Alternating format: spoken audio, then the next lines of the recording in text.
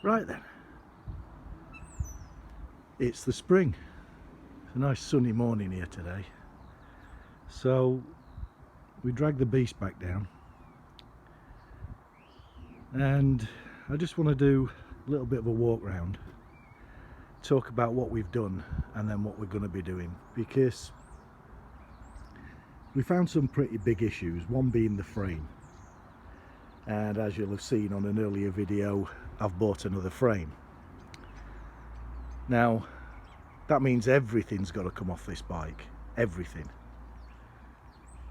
Collector box has got to come off, but again, as you've seen, I've got another collector box, so that's okay.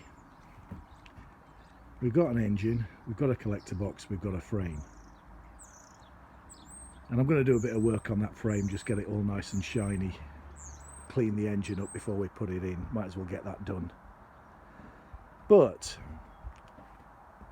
for anybody who's looking at getting one of these, and I'm not talking about a V65, I'm talking about any old bike, you don't want to do what I've done, because this thing really, last year, it was a close call on whether it was going to be a parts bike or not, and essentially that's what it's turned into.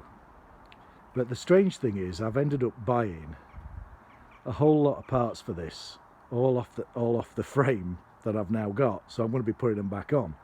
So effectively I'm rebuilding the other bike and the remaining parts that are left on this one, such as the clocks, one of the forks, handlebars, wiring loom, bits like that, are going to come off this bike. But let's just talk a little bit about how we got here. So the first thing is the wheels. We replaced those. We replaced both of the exhaust cans. We replaced this piece of the fender. We put a new indicator on it. We replaced the swing arm.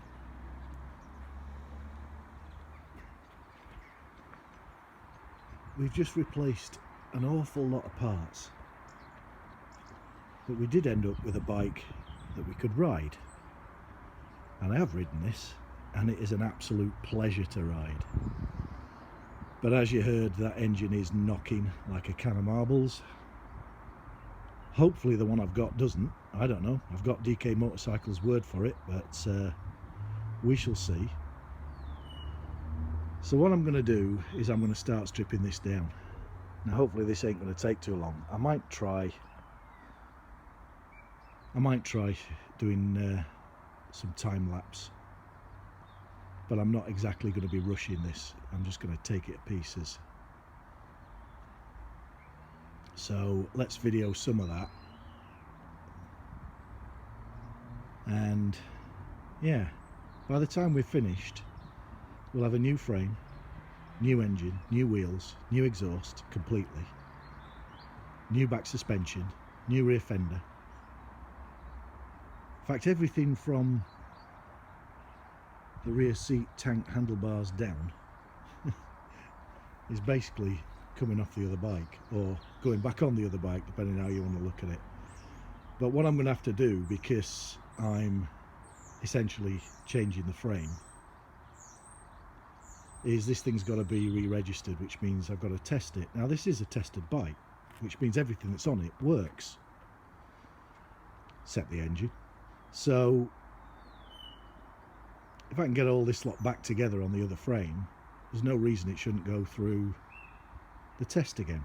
And I've got to test it before I can register it, because the frame is on a Nova. It's imported from the US. So a lot to do, but let's crack on.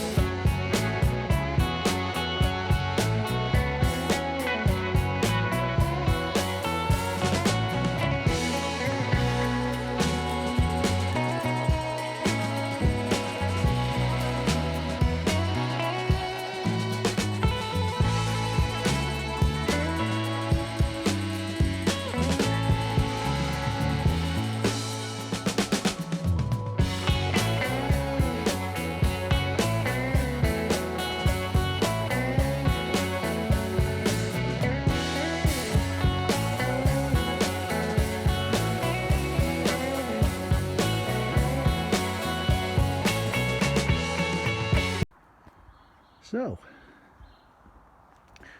making some progress. Had a right job getting that swing arm bolt to loosen up. That was tight. So back wheels off, most at back end dismantled.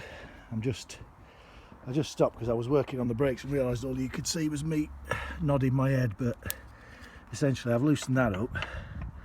I've taken the caliper off, and because I'm lazy, I'm just trying to figure out, and I think I can, if I can get this out as a complete unit and then I don't have to bleed it. So there's a connector going down here to the back brake, and I think I can get that off, and then I can just pull the master cylinder off and the caliper in one unit. Don't even have to bleed it when I put it back on. Bonus. Yeah, I just need to undo that one cable there, which I've got to undo anyway, and then take this little cage off here, and then that'll come out as one unit. Bonus.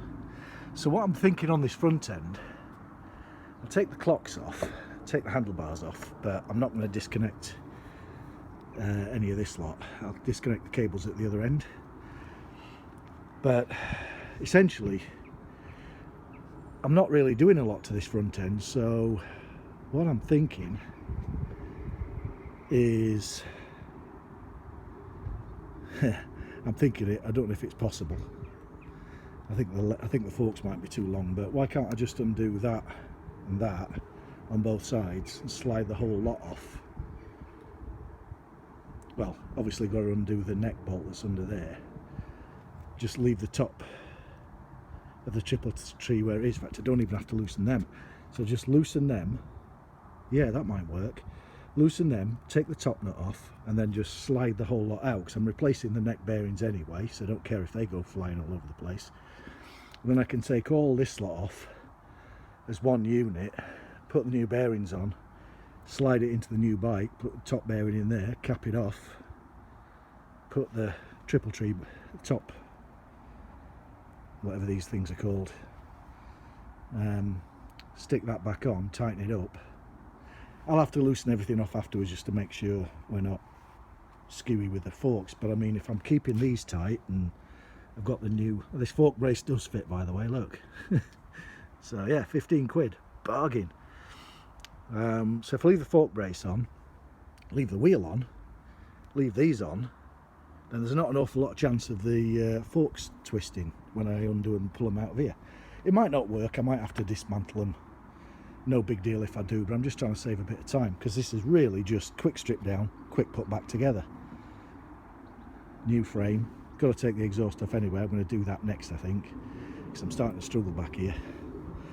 And I can't remember how I did the drive shaft last time. I think I took the final drive off the drive shaft to pull the drive shaft out, and then the rest of it comes off. I think. Maybe I can do it with this swing arm. I'm going to have a go. I'm going to drop the swing arm, see if I can just pull that out, but I don't know. I'm going to go read a book. I seem to remember something about there's a correct way of doing that, so I'll confirm that before I take it off. I want to get the rest of this strip down. I was trying to drain the gas out of here, and there is some petrol in it. Don't know if there's any in the tank. I'll lift that up in a minute. But I was just trying to drain it out, but nothing was coming out. Blew into that pipe, could hear bubbling, but when I lowered that pipe down into the fuel can down there, nothing much came out. So maybe it's all drained down through the carburetors over winter and it'll be sitting in that engine, which I'm taking out anyway, so no harm. Oh well, let's carry on.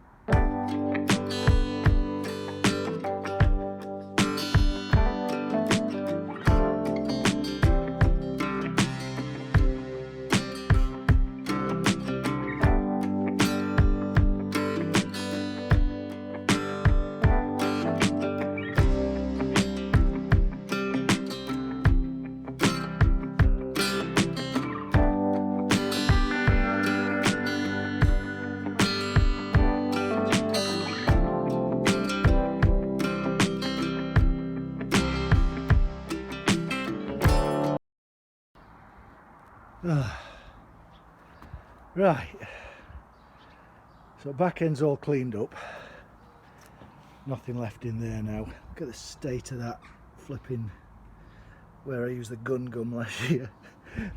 I'm ashamed of that.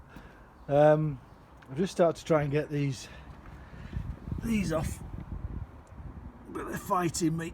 That one I've just been banging away at over there, but I can't get it off. I'm not desperately worried if I have to destroy these. I think this collector box has seen its last days, so, and I'm not too fussed about if I have to snap those bolts off to get this out. But I just need this off. I don't absolutely have to get the engine out of this frame, but I'd like to. If nothing else, there's a lot of useful bits on it, even if I don't redo it. But I think that's gonna be it for today, because clouds are gathering, even though I don't like it. So we shall see, but good progress. So here's what we got off so far.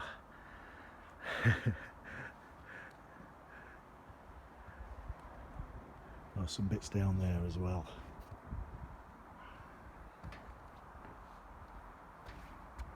And